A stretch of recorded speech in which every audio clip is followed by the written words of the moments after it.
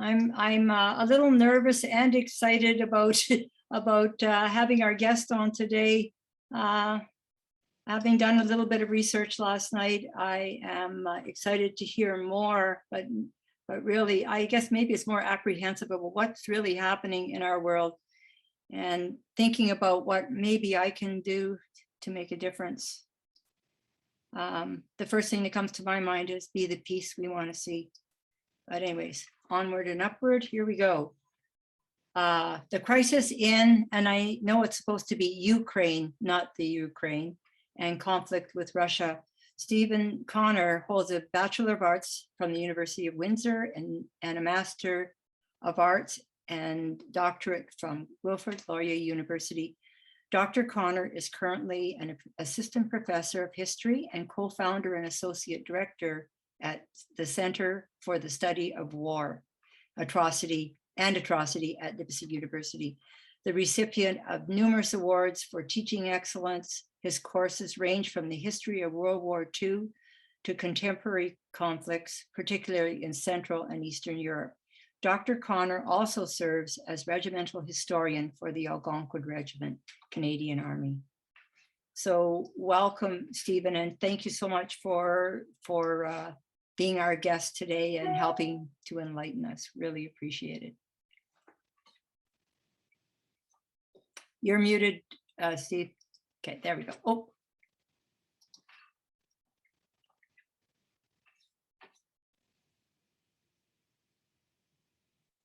You're muted. How's that? That's perfect. Thank you. Great. Thank you for that kind introduction. And as I begin our conversation today, I'd like to acknowledge that North Bay, as we know it, is rich in history and traditions of many First Nations. Nipissing First Nation is a longstanding community of Anishinaabe peoples located along the shorelines of Lake Nipissing in our Northern Ontario. As we gather today on these treaty lands, we have the responsibility to honor and respect the four directions of land, water, and animals, and ancestors, and all the wonderful elements of that creation in which it exists. So thank you very much for having me. And I would also like to dedicate my chat today, or at least remind you of a single name. And that name is Nico Podolsky. Nico is a friend of mine. Unfortunately, we've never met in person. I've never shaken his hand, but we have a relationship that formed over the internet over a common interest in art history. And he's an artist. Currently, he lives on a very small farm outside the Ukrainian city of Sumy. Right now, if he looks out his window, he sees cars fleeing. He sees broken down machinery. He sees rockets and missiles that fly over his farm. Nico asked me to remember him to you, to put one name to this massive conflict. All the sources that I drew on today to have this talk are open sources, and they are freely available. They're available in magazines, they're available in books, and certainly online. And I'm very happy to share my resources. We live in a world of alternate realities and alternate facts. And one of the principles or one of the skills that I try to teach my students is to investigate sources yourself, see them, verify them, talk about them, think about them. And so, as I said, I'm happy to share the resources that I based my talk on today. I also should note that I've drawn certain sections of this conversation from my own teaching and from my personal academic research. I wrote my doctoral dissertation focused on the German occupation of Ukraine and Belarus, and particularly at the local level. And so I see place names in the news. I see it on maps. If I recall the last time that tanks and bombers flew over these areas, and that was during the catastrophe of the Second World War. So I'd like to sort of talk you through a timeline of sorts. And as a historian, I can really only help you in one way, and that is try to explain the avenues to how we got here. I really can't tell you where we're going to go from here. I can make some suggestions, But I, as a historian, resigned myself to really talking about the path to today. If history is about giving us clues so that we don't repeat the mistakes of the past, then we as historians have done a terrible job. Because in many ways, I find that there is echoes, if not mirror images, certainly striking similarities to the what I call the century of trauma in Ukraine. What one historian has called the Bloodlands. If I can only help you work through the process to today, then I'd like to have some time, particularly at the end, when we can chat about what next, and perhaps how we can influence that what next. Let me start by saying that Ukraine, as we understand it today, is a relatively modern phenomenon. Of course, there's a long prehistory here, a very long intertwined connection between Ukraine and what we understand today as Russia. In fact, modern Russia draws its roots from Kievan Rus, this territory around what is today, present day Kiev, between about 850 and 1240 Common Era or AD.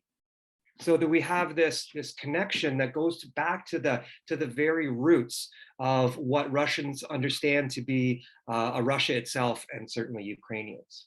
But today, in the interest of time, we need to take a sharper focus. And so I'm going to deal with the 20th century and the 21st centuries, which rightly, I think, are called the harvest of sorrow. Now, at the turn of the last century, and at the 20th century, Canada in particular saw a relatively massive immigration of Ukrainians. As you probably know, many of them went to Canada's west. And there they entered the communities, and they brought with them their traditions, but also integrated themselves or wove themselves into that quilt that we call Canada. Now, to say that Ukrainians left what was then part of the Russian Empire solely based on a desire for new challenges is really a misunderstanding. They came from a very troubled place. It was in fact, Ukraine existed as a colony inside the Russian Empire. It was a colony ruled by the iron fist of the Tsar. And it led Ukrainians to seek some expression elsewhere. And this included a political violence at home. Famously, at the turn of the century, Russia was torn apart by pogroms, anti-Jewish violence, and anti-Jewish riots. And there is that interlinking between Ukrainian history and Jewish history, which we see the streams of that drawn out to this day. So we have that first great migration of Ukrainians. But then in 1914, with the Great War, the First World War, the borders really close. And as Ukraine is part of the German Empire, or sorry, part of the Russian Empire, it in effect acts as an ally in a roundabout way to Britain and therefore Canada and France in the war against Germany. Now, the war in the Ukraine, as it plays out, is a catastrophe. And ultimately, by 1917, areas of modern Ukraine are under German occupation. Now, this is not of the same scope or scale as we'll see in the 1940s, but it goes through this period of dislocation and occupation. And this is further compounded violently after 1917 with the Russian Revolution, with the Bolshevik Revolution that takes place in the key cities, primarily in Petersburg, in Russia. Now, the Russian Revolution ends the Romanov dynasty, and it brings with it the world's first communist state. And led by Lenin, they really imagined a different world, a different way for political organization, and a different way for relations between peoples. Unsurprisingly, they did not go unopposed. And in the wake or the aftermath of the revolution came a traumatic period of a civil war. And the Ukraine was a battleground.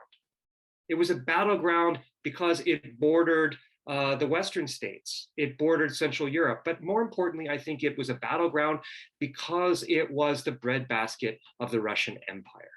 And so this was really important land for the new Bolshevik government to control. And in the early 1920s, as the Bolshevik government is victorious ultimately in the Civil War, they create a new republic, the Republic of Ukraine, inside the Soviet Empire. So for many Ukrainians then, they've simply traded one empire for another. But this is a really key moment, because this is how this reality of a Bolshevik created Ukrainian state is really Vladimir Putin's reality. That is what he believes is the historical creation of Ukraine.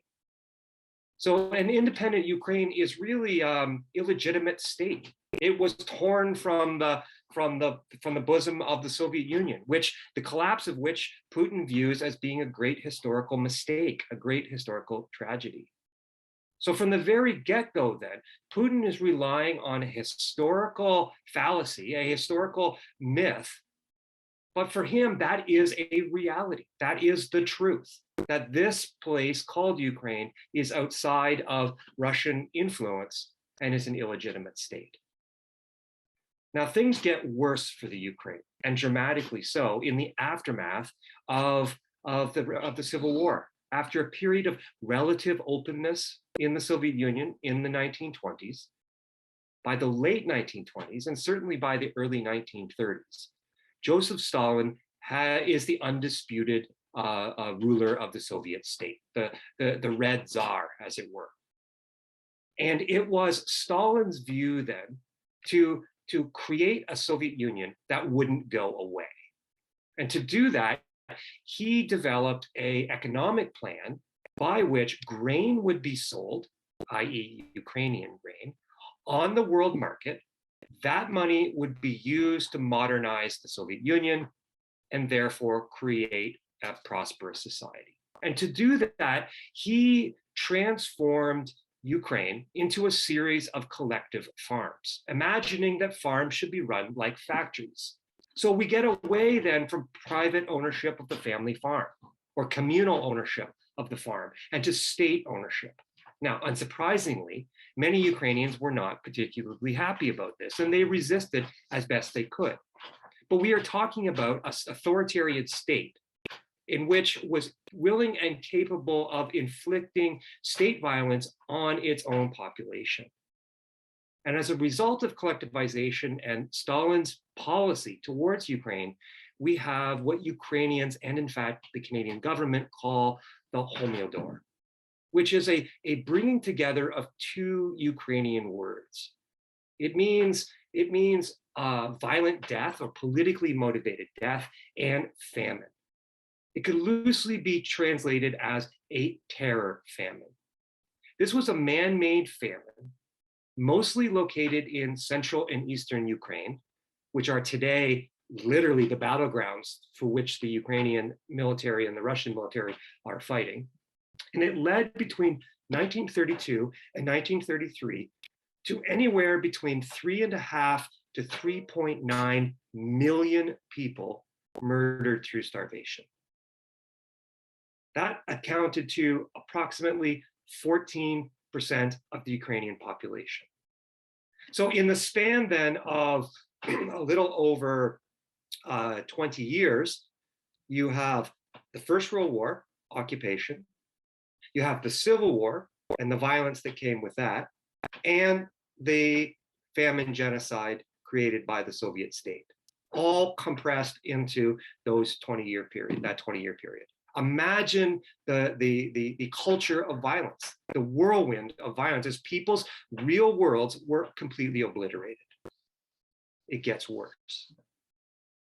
8 years later, in 1941, in the summer of 1941, Nazi Germany invades the Soviet Union. And one of the places that they invade, unsurprisingly, is contemporary Ukraine. Now, it's very clear from the get-go that the Third Reich had two goals in mind. One was about racial supremacy, and the other was expansion or empire building. I tell my students I would call this race and space. And everywhere that the Third Reich goes, Millions are enslaved, murdered, and as we see in Central and Eastern Europe, this includes the Holocaust of European Jews. Let me give you one quick example of this. At the end of September 1941, over a 2-day period, at a site just outside of Kiev, or Kiev as you will hear it called in the media today, the capital of the Ukraine, Nazi perpetrators and their collaborators murdered 33,771 Jewish Ukrainians. 29 survived. 2 weeks ago, at this site of massacre, rockets, missiles, and Russian artillery shells fell on the memorial site, churning up the earth that contains the remains of close to 34,000 human beings.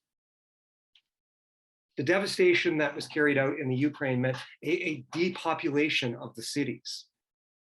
Millions of Ukrainians were deported to Germany to work as slave labor. But at the same time, this is a very troubled history. And only since 1990 have Ukrainian historians engaged in a meaningful way with this troubled past.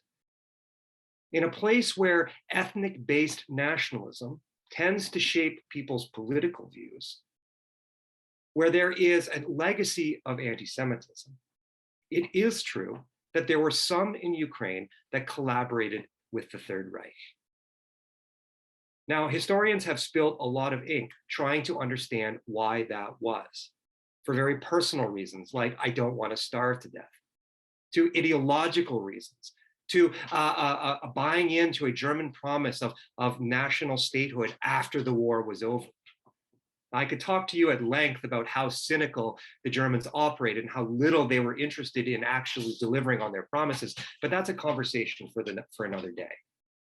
But let it be clear that this ethno-nationalism and this, what Putin today calls neo-Nazis or Nazis in Ukraine, is a hijacking of historical truth.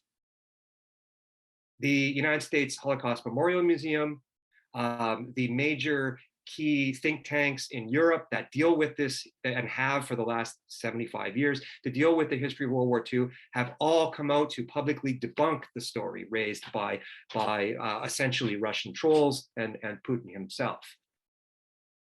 So we could say then that this language of denazifying the current Ukraine is another political tool in the arsenal of Russian apologists. And this notion then of an alt-right or neo-Nazism existing in the Ukraine has just enough truth in it for it to be dangerous. And that's one of the challenges of a democracy, allowing space for people to have ugly alternate views. I think we, as North Americans, are familiar with this. I don't think we should be. We're in a position to claim ignorance of alt-right or neo-Nazism when we in fact saw the events of the Capitol riot in the cradle of Western democracy, if you will, in Washington D.C. and even recently in our own story, for the first time since the FLQ crisis, our own government enacted the Emergency Powers Act in an effort to combat what they perceived as being views that were incompatible with Canadian mainstream. All of this then to say that while for us, Putin is ahistorical, his worldview fits with a Soviet worldview. In Putin's world, it is black and white. The Ukraine is false. The Ukraine was created by the Soviet state, and therefore it has no right to exist. So he's correcting history. And I think he sees himself in that way as a great historical actor. Let's push on. Certainly, the collapse of Nazism was due primarily to the war fighting of the Soviet Union. Make no mistake, the Soviet Union bears the brunt of the destruction of the Third Reich. And after the war ends, beginning in 1945, we see what we come to call the Cold War, that hardening between East and West. And it's safe to say that the Ukraine was on the other side of what Winston Churchill called the Iron Curtain. And the Ukraine was a significant part of the Soviet Union.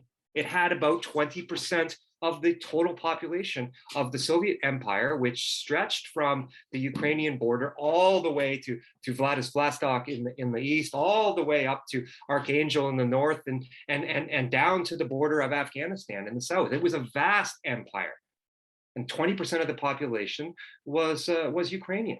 And it was truly the breadbasket of the Soviet Union, but not just the Soviet Union, but its allies, the Warsaw Pact nation, and even nations, it's the other developing nations that had allied themselves with the Soviet state. Now, as much as I'd love to talk more about the period between about 1905 and 1989, we really can't understand contemporary events without understanding these long-term causes. But because of our limited time today, I'm going to push ahead to the medium and short-term causes of Mr. Putin's war. Since the end of the Soviet Union, the Ukraine has wavered between the influence of Moscow on the one hand and the so-called West on the other. And when I'm saying West here, I mean the European Union and North America. The Ukrainian state survives scandal at home. It survives economic challenges, and it survives conflict with its democracy intact. It is an imperfect democracy, but it is a young one.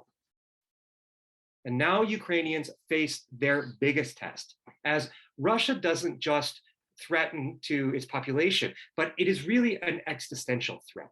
It threatens the existence of Ukraine as an independent country. Since the illegal annexation of the Crimean Peninsula in 2014, many Ukrainians have turned away from Moscow, understanding that there will be no place in a future future Russian empire with an independent Ukraine. And so they've turned away from that and they've turned towards the West, with popular support steadily growing to join Western alliances, things such as the European Union, for example, and certainly NATO. But to get to that point, we need to think about some of the most important events after 1945. And that begins with the collapse of the Soviet Union. To my mind, that is the single most significant event after 1945 to date, because of the ripple effects that it created.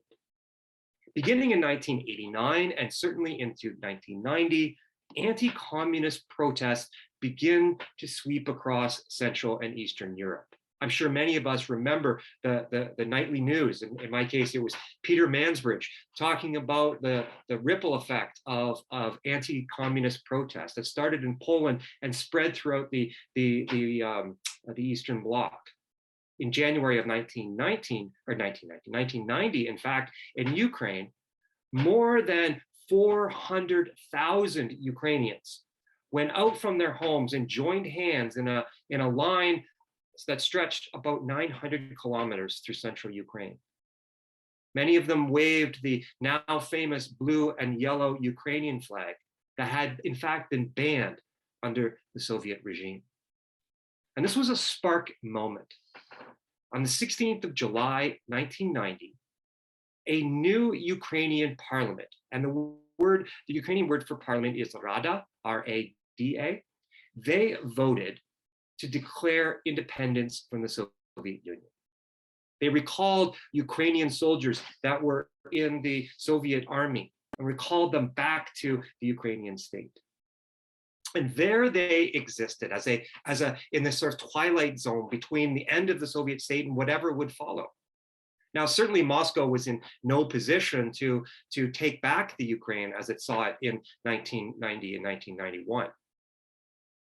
And in fact, the turmoil in 1991 led to a failed coup in Moscow.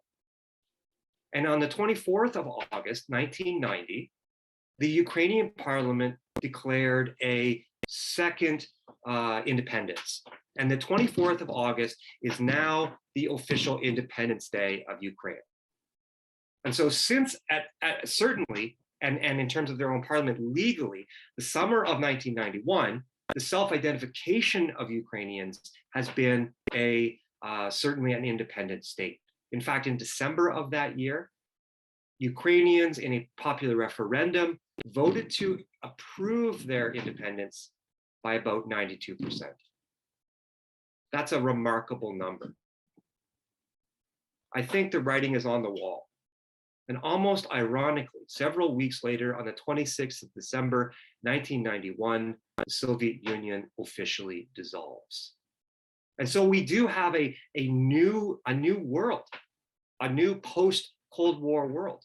Now, as you know, nature abhors a vacuum. And so into this vacuum, Ukrainians begin to wonder what next.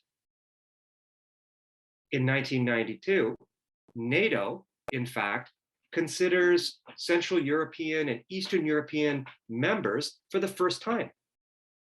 And in this atmosphere, which will eventually lead to Romania, Poland, the Baltic republics, Bulgaria even coming into NATO, Ukraine begins to establish relations with the alliance, with the NATO alliance, but does not join.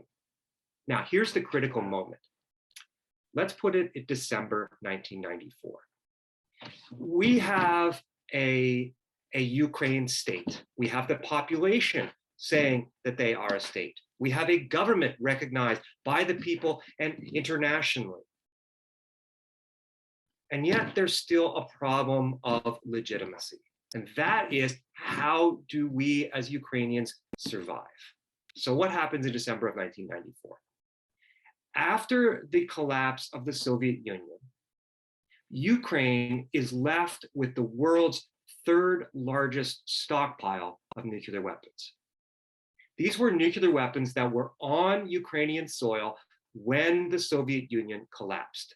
And so their ownership transferred to the Ukrainian state. Now, as we know now, President Putin uses the threat of nuclear weapons as a political and military tool. The terror of their use seems to have no consequence for him. His moral worldview is incompatible with a view that says that nuclear weapons are beyond the pale. Ukrainians in 1994 did not want these nuclear weapons. And in fact, in exchange for guarantees, they were willing to surrender them. There are some Ukrainians that imagine that had they not done this, had they not accepted guarantees of security, they would have these weapons today and therefore would not be invaded by Russia. That being said, in the world of 1994, we can understand why Ukrainians wanted these horrific weapons off their soil. And most importantly, I think they were guaranteed in a written agreement called the Budapest Memorandum or Agreement. They were guaranteed by Russia, the United States, and Great Britain that, quote, they will respect the independence and sovereignty and existing borders of Ukraine, end quote. What this means is you give up your nuclear weapons and Russia, the United States, and United Kingdom will protect you and maintain your security and your integrity. Now, talk about letting the fox into the henhouse. But this, of course, is not on the cards in 1994. But this moment is critical. In fact, Russia continues to threaten the use of nuclear weapons as of even this morning in the face of a so-called existential threat. But we can ask ourselves, what does that really mean? Does that mean a threat to Putin's power? Because certainly Ukraine is in no position to topple his regime.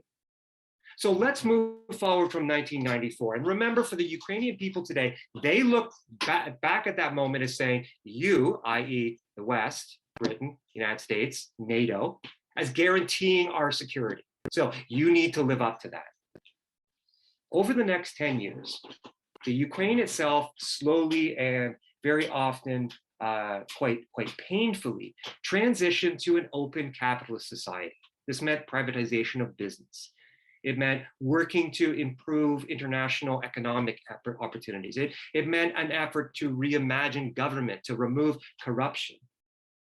But this, of course, was a painful process. There was numerous scandals. In fact, in 2000, the then president of Ukraine was caught on tape ordering the assassination of a troublesome journalist, which is certainly from the playbook of Vladimir Putin.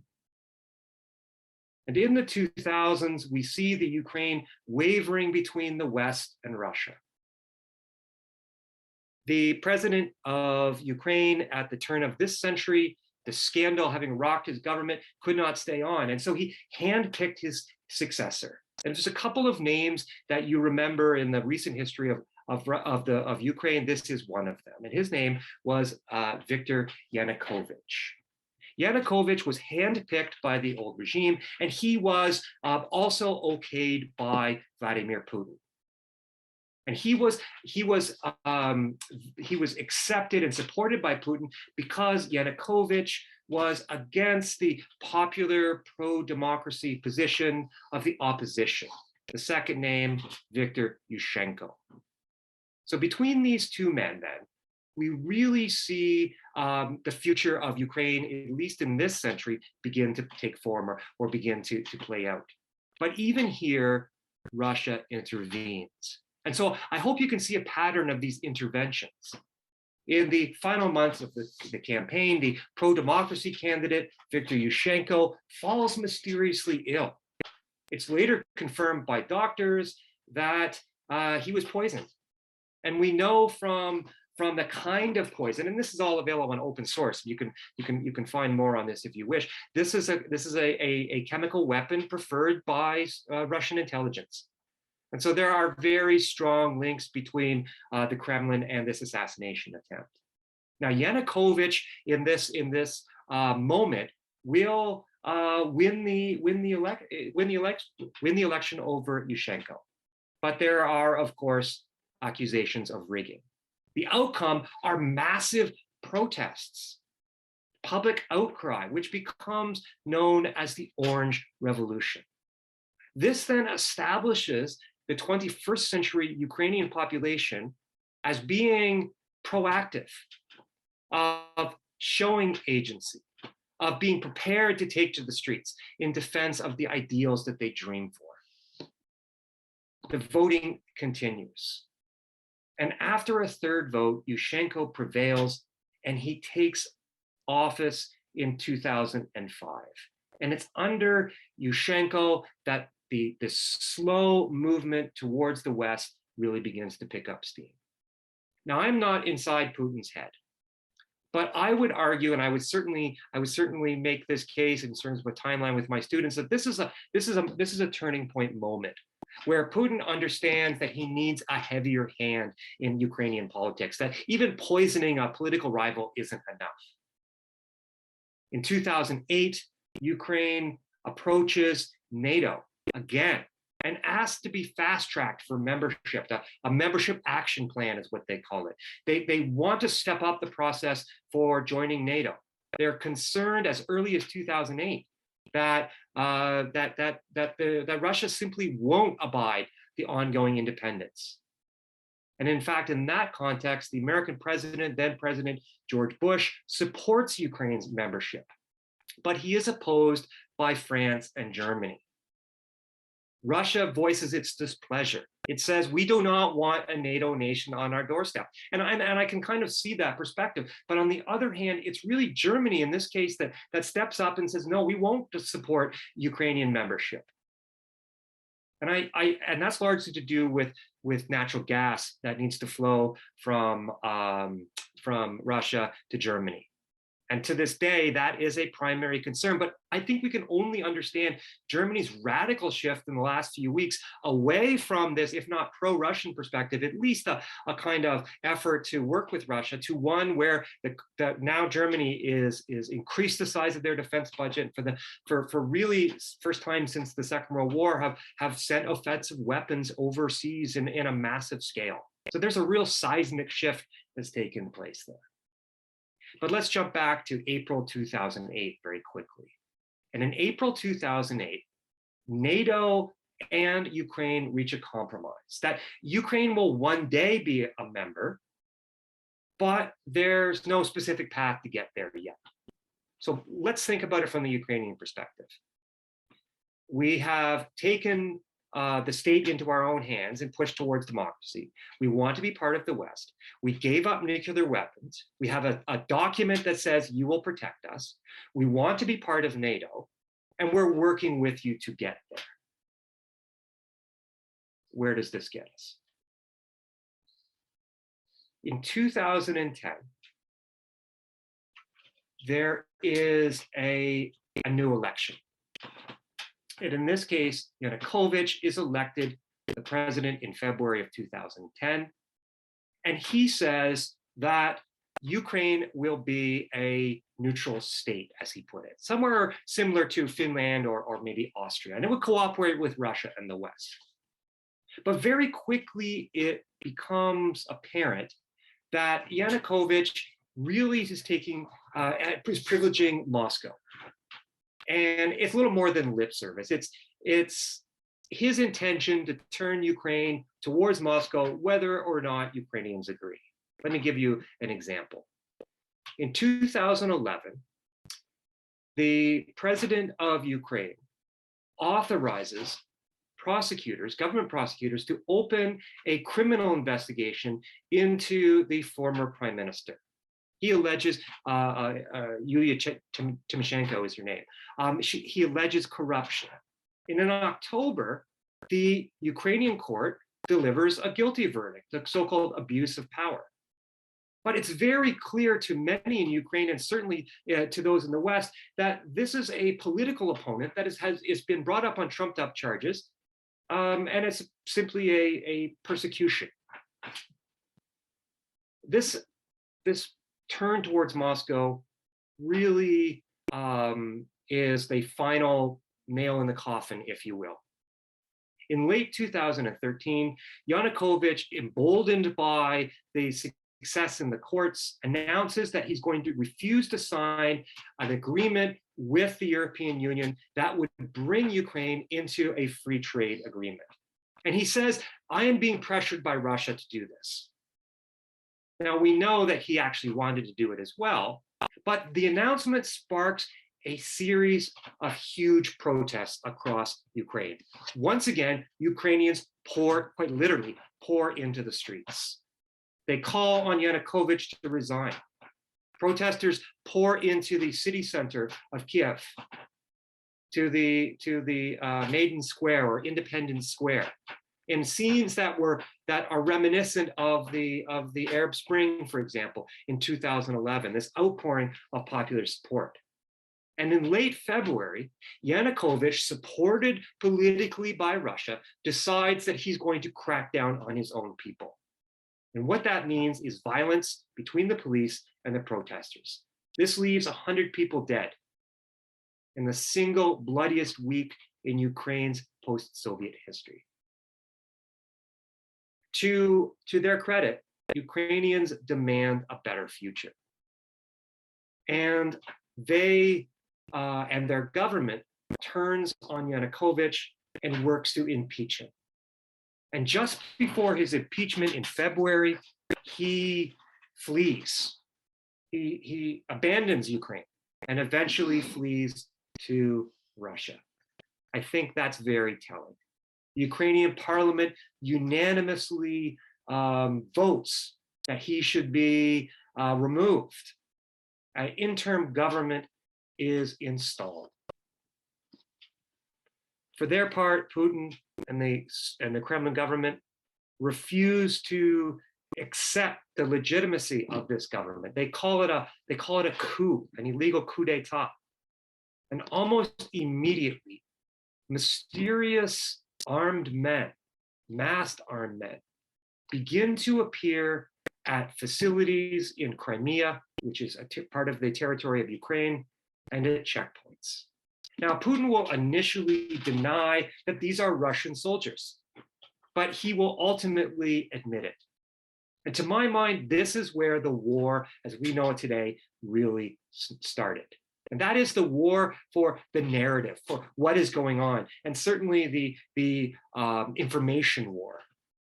In March of 2014, with Russian troops in control of the Crimean Peninsula, the Crimean parliament votes to secede or remove itself from Ukraine and join Russia. Now, the public referendum, as it's put, claimed to have 97% of voters favoring it, although those are refuted. But what is true is that Vladimir Putin and the Russian army finalized the annexation of Crimea in March of 2014. To give you a bit of context, this is the only time that a European nation has used military force to seize territory of another country since World War II. And yet we in the West seemingly had no time to even consider that. In April of 2014, with some 40,000 Russian troops gathered on Ukraine's eastern border, eastern regions of Ukraine explode into violence. Russian-supported separatists in two eastern regions of Donetsk and Luhansk go to war with the Ukrainian state. So this is a war by proxy, if you will.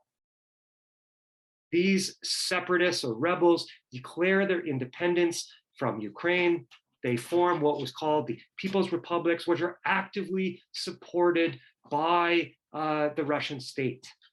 And while Russia denied that there were forces on Ukrainian soil, Ukrainian forces or Ukrainian officials insist otherwise. And we know that there is a kind of unholy alliance between the Russian military and these separatists. I think this leads dramatically in May of 2014 to the election of Poroshenko, another name you should know.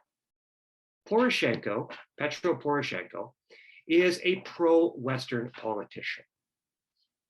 And he is elected Ukraine's president.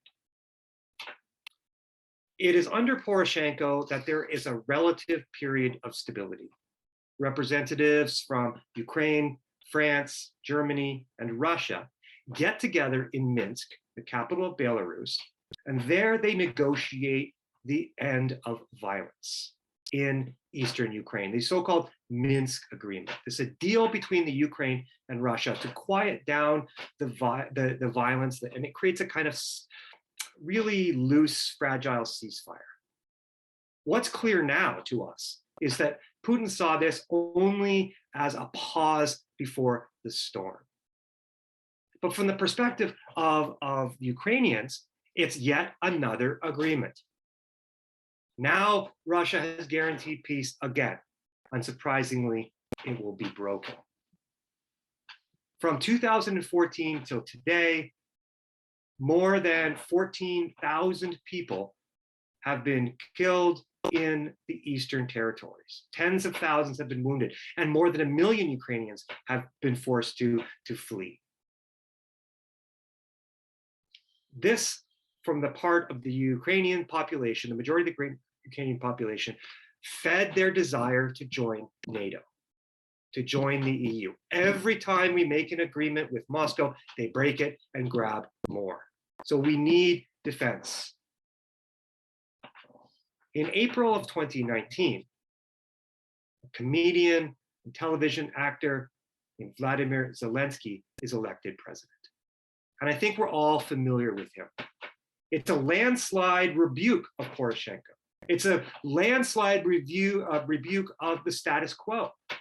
Now, certainly not everyone supported him. Not everyone looked at this comedian with no political experience whatsoever as being a legitimate leader or leading them out of a troubled place. But as we see now, they were completely wrong. In the campaign, Zelensky vowed not just economic renewal, but his desire to make peace with Russia.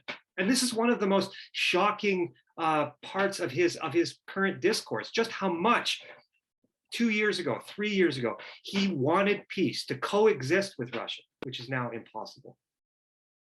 His early efforts, in fact, to reach a solution to the violence in the eastern Ukraine meant that he appealed to the United States, in this case, under the presidency of Donald Trump. So we have a Ukraine that's at war. So imagine, for example, that there's a separatists in British Columbia and Manitoba and a war going on there. How would that make us feel as Canadians? And that war was being negotiated by outsiders and being supported by other states. Well, this is the reality that Zelensky faces when he goes to Washington or communicates with President Trump. In fact, President Trump blocks American military aid to the Ukraine. Instead of sending aid, he suggested to Zelensky that he should, in fact, work with Putin, who Trump admired deeply. In a phone call with Trump in July of 2019, Zelensky asked for a visit to the White House to meet with Trump, to get a stamp of approval, if you will, from the United States in an effort to push back against Russia. During that conversation, then President Trump asked Zelensky for, quote, a favor. What that meant was an investigation into the Biden family and a hope to strengthen President Trump's own election. It's a White House whistleblower that complained. And it is that phone call that led to President Trump's first impeachment trial in December of 2019. In 2021, the crisis escalates. Beginning in April of 2021, Russia sends 100,000 troops to Ukraine's borders. And they send them there for quote unquote military exercises. Every modern war begins with quote unquote military exercises. Now, they can be military exercises, or they can be, let's get ready to go to war, which in this case, we know to be a reality. But it's also true that as less than a year ago, most analysts did not believe that an invasion of the Ukraine was imminent. But Zelensky urged NATO leadership to put Ukraine on a timeline for membership, hoping that if Ukraine came into NATO, Russia would not attack. One quick comment. Within the NATO agreement, there are a number of rules called articles. Article 5 of the NATO agreement basically says that an attack on one NATO member is an attack on all NATO members. This means then if Canada is attacked, we can expect our allies, be that Germany, Britain, or Estonia, will come to our aid. If Estonia is attacked, we as Canadians will go to war. If missiles fall on Poland, we are at war. Bear that in mind. Ukraine is surrounded on all but two sides by NATO members. That is an important consideration. So what happens? Later that month of April 2001, Putin has tested the waters. He withdraws some of his troops from his exercise. There's not 100,000 anymore, but there's tens of thousands. But in his mind, he's solidified that he can put 100,000 troops on the borders of his neighbor, and NATO will not do anything. After 2 years of his entanglements with Trump, Zelensky finally visits the White House. But it's no longer a Trump White House, it's a Biden White House. And in August of 2021, Biden emphasizes that the United States is committed to, quote, Ukraine's sovereignty and territorial integrity in the face of Russian aggression, end quote. The hourglass has been flipped. It's a countdown. He repeats, however, that Ukraine has not yet met the conditions necessary to join NATO. Is that the green light to Putin? I don't know. It certainly tells something to the Ukrainians. It certainly tells them that the West is prepared to fight Russia, but perhaps it's prepared to fight to the last Ukrainian. Now, there is some hard realities that allowing Ukraine into NATO means war with Russia. Let's not beat around the bush. That's what that means. On the other hand, not protecting Ukraine threatens its eradication. In November of 2021, Russia renews its troop buildups. American and NATO intelligence officials are terrified that an invasion is imminent, that they fear that it might even come over the Christmas holidays. And so they rush to Brussels, where NATO begins to talk about what next. In December of 2021, Putin is called directly by Biden, and they have a conversation on the phone where President Biden urges Russia not to invade Ukraine, warning of quote unquote real costs if Russia does so. Putin issues his own set of demands. He asks that NATO permanently bar Ukraine from membership and withdraw its forces that are stationed in other countries along its borders from 1997 on, including Romania and the Balkan countries. And Putin demands a written response from the United States and NATO. So he essentially provides NATO with conditions it could not meet, dictating what their policy will be. In early January of 2022, the Russian Foreign Deputy Minister, Sergei Rybrov, tells US officials that Russia has no plans to invade the Ukraine.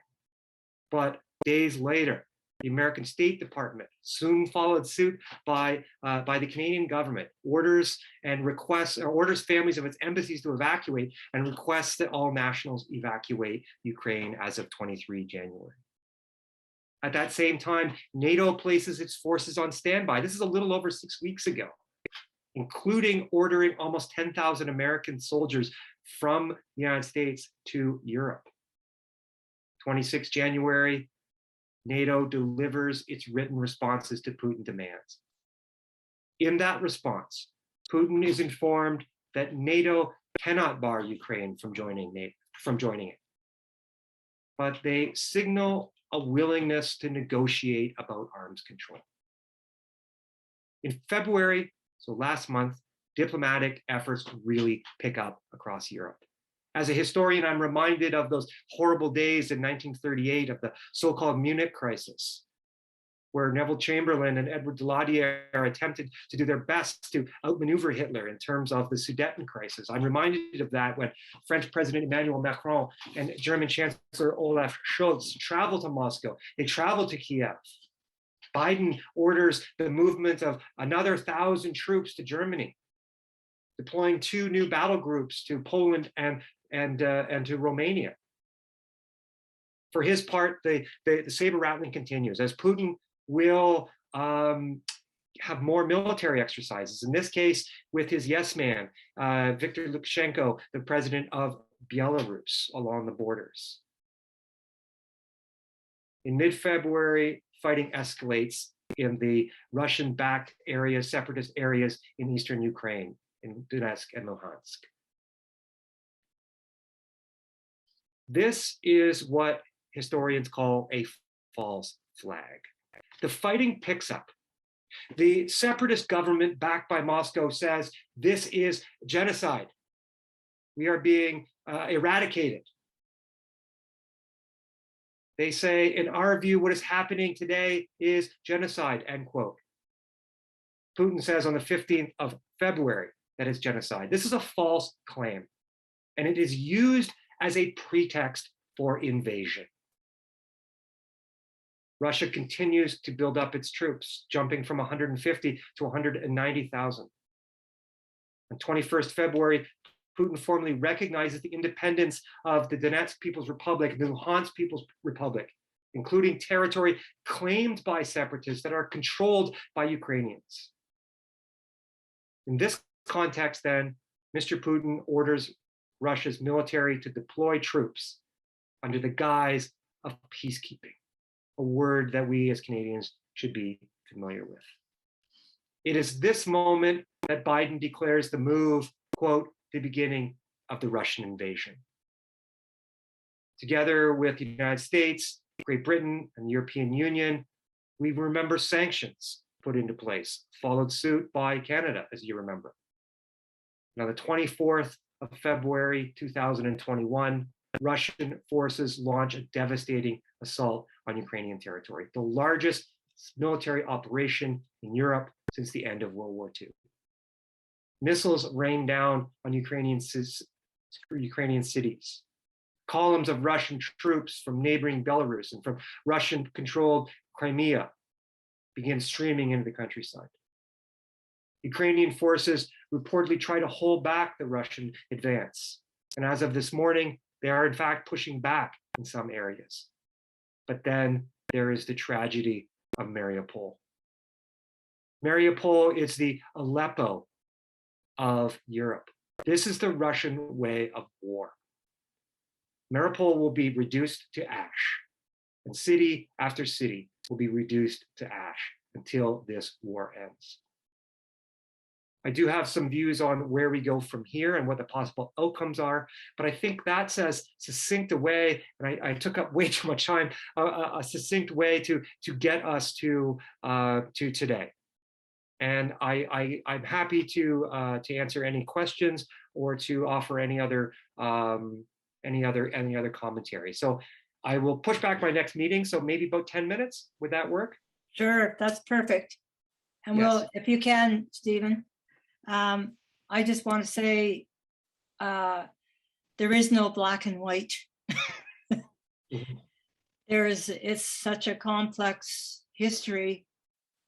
And I don't know, I wonder when we as human beings will learn to recognize that, you know what I'm trying to say here, that we notice the complexity of the people around us and offer that kind of interest in how people feel and what they mean. And I have a question right here. Go ahead, Dorothy.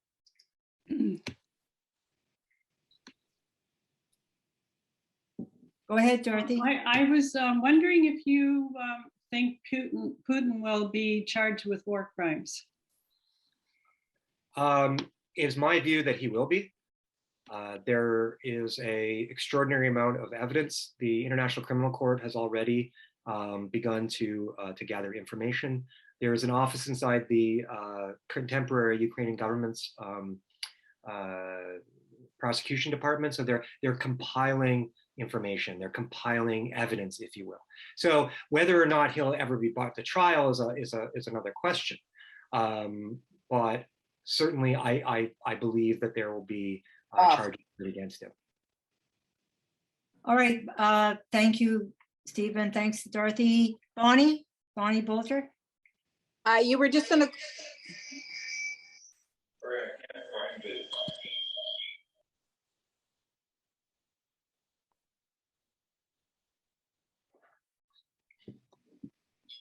Bonnie?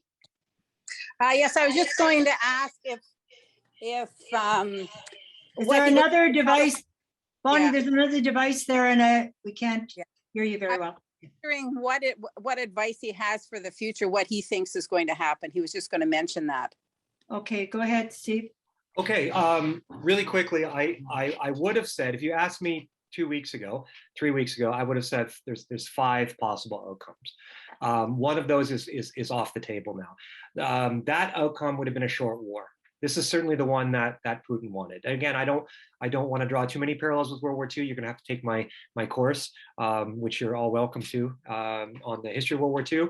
But I see some parallels there. So the short war, the so-called blitzkrieg, this is certainly what Putin wanted, and that's simply not going to happen. The second outcome, and I'm going to go through these in order of what I think is most likely to happen. So the short war is off the table. The one I'd like to see, but is probably least likely, that is Putin himself being ousted. So the Russian people removing him from power. And it doesn't take much searching to see there is opposition to Putin, but he's cracked down. It's illegal today to stand on a street in Russia holding even a blank sign.